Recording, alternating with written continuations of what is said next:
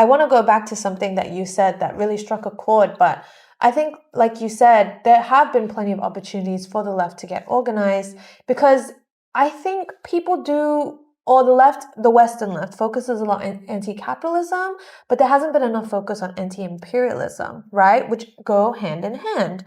And what is happening in Palestine, the genocide in Palestine, shows the left right now urgently that enough is enough. Imperialism is a huge problem and needs to end, which is in hand with the end of capitalism. So I really like what both of you said, and aligning that contextual history is very important, because of course people in the West are not taught that, right? And maybe don't understand, like you said, Carl, that social welfare was in the States was actually a reaction to the Cold War, right? Against the Soviet Union, which is so funny because of course everyone is taught to villainize the Soviet Union and villainize communism. So myself, seeing the way that the whole conversation around socialism and communism is shifting so much has been so surprising, so enlightening, so wonderful. And of course, there needs to be a lot of conversations and debates about it as well. It's very necessary. So then, which moves me to my next question, how do you think people searching for this alternative, this necessary alternative in socialism, how does that lead people to China? Because China is a socialist alternative, but there's so much doubt about it, right? Like, my next question is all about how, as I spent so much time in the States, so many conversations within the left, even in attempts to get organized, there was so much friction about China. Oh no, China's not socialist, or China's too communist, blah, blah, blah, like we said. Very, very contradicting sides. So, Carl, maybe we can start with you. How do you think this desperate need for an alternative to imperialism and capitalism lead people to China? And in your own social environment and experiences in community and organizations, how do you think people have come around to China, if at all, or maybe not, Well, I mean, China is the world's largest socialist country, and it's a country where socialism has been actually successfully implemented, right? Right now, a lot of the anti-communist, anti-socialist talk in United States is they say, oh, socialism sounds great in practice, but it doesn't work, right? But they don't want you to look at China. If you bring an example of China, they're like, no, China is not socialist. China is capitalist. But this is a result of decade-long Cold War propaganda. A lot of Americans that don't realize the American society has been the most heavily propagandized society in the world. Right. And, U.S. invented marketing, marketing. U.S. is great at marketing. There's only a thin line between marketing and propaganda, and U.S. excel at propaganda. The difference is, they say, oh, there's propaganda everywhere. I would say people in the West are probably least aware of the fact that they have been propagandized. Now people are waking up, actually, because people there's the credibility of mainstream legacy media is all-time low. This is because they can see that the system has been dysfunctional all around them. It's hard to for those lies to be sustained anymore. But yet at the same time, because there's a profound ignorance about China, they just don't know any real context about China. So yet all their information, most of the information they're getting from China is from those polluted sources, either mainstream legacy media or those NED funded, quote unquote alternative media sources. That's probably run by a Falun Gong called media channel or something. And so people need to, this is why I encourage people just to travel. When let your lying eyes convince you the reality is different. Just travel to China and experience it. This is where a lot of people actually experience their awakening. They realize they have been lied to all their life about what China really is.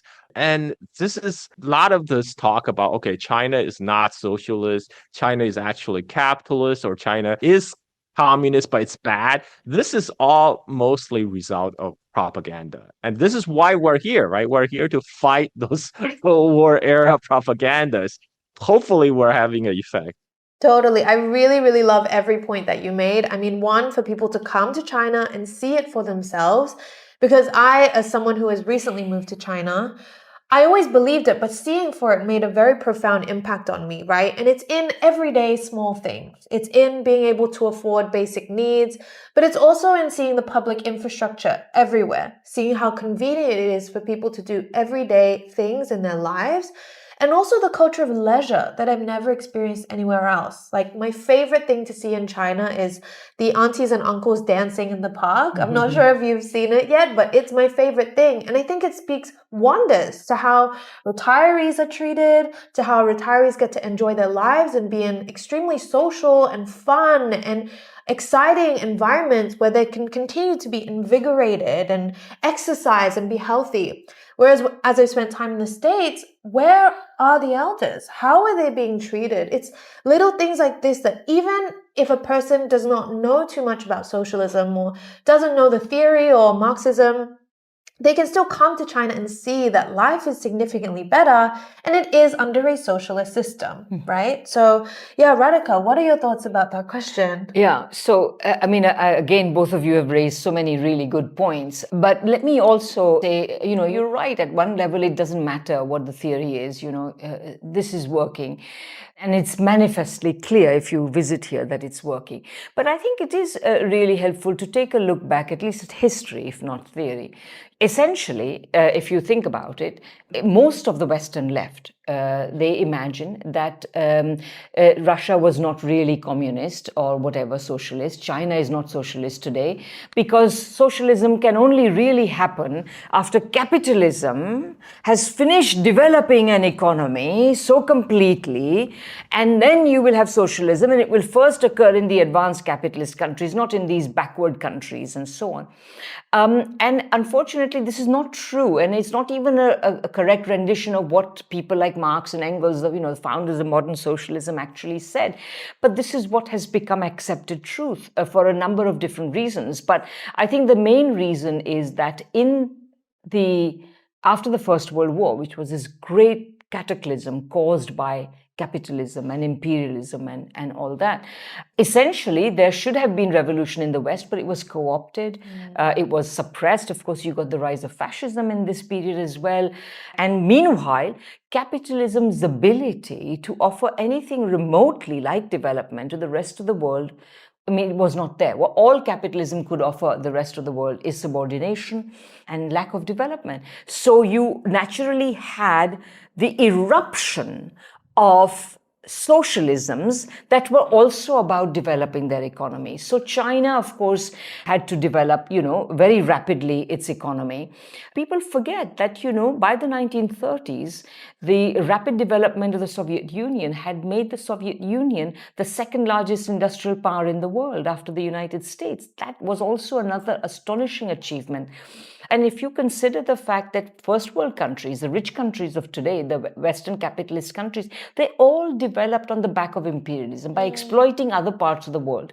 So today, the Soviet Union then, or China today, everything they have achieved in a situation that was unique in three different ways. Number one, they had to do it without the luxury of imperialism. They didn't have these vast other territories that they could plunder and exploit in order to aid their own development. Number two, they had to do it in the teeth of imperialist resistance. Imperialist countries resisted them all along. The West launched a war against the Soviet Union. The West is today hindering for 2 decades. They didn't even recognize China, etc. So, we can go through all that. And even today, it's continuing its war against China. And thirdly, in the teeth of imperialist resistance, and it had to anyway, there's a third point. He'll come back to me. But these are completely different circumstances in which these countries have achieved a lot. Yes, it's true that beginning in 1978, China liberalized its system. That's why it's called socialism with Chinese characteristics. And by the way, China doesn't say it is socialist, it is building socialism. And it is keeping to a socialist path in building socialism. That's exactly what it's doing. And starting in 1978, it did liberalize its economy. Yes, it's true that there are many big capitalists and many big corporations in China. It's true that they are very influential. But the key difference is that in China, the party state, the government, controls capital. Yes. In the West, capital controls the government. Yes. And this is the key difference. It's not about markets. Markets have been there in feudalism. They will be there in socialism to some extent. The question is how they are regulated, how they are governed. And of course, in a time when technology more or less requires that you have very large corporations, you organize production on a very grand scale, it's inevitable that you will have big corporations. The question is, are they regulated? In whose interests are they working? Etc., etc. So for all of these reasons, I would say that one other thing, the idea that the whole world has to wait until capitalism develops the world, that idea has to go out of the window. Capitalism isn't even able to keep the Western world at the level of development they had achieved. These countries are deindustrializing. So there is no way that capitalism offers a way out. For a long time, I feel that many leftists, including many Marxists, have adhered not to a Marxist conception of capitalism, that capitalism will eventually fail, Marx said. They have adhered to a Schumpeterian conception of capitalism, in which capitalism is constantly developing, innovating, etc. It stopped doing that a long time ago. So. 偷偷告诉大家，我最近发现了新法宝 Royal Face 逆时奇迹系列，它有活肤露、全效精华，还有精华霜。尤其我皮肤比较偏干，所以我非常的注重保湿。保湿做得好，肌肤自然丰润。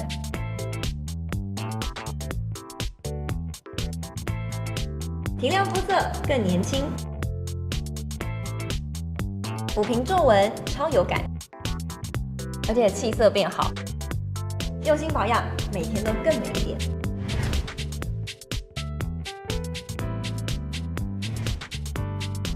美吧。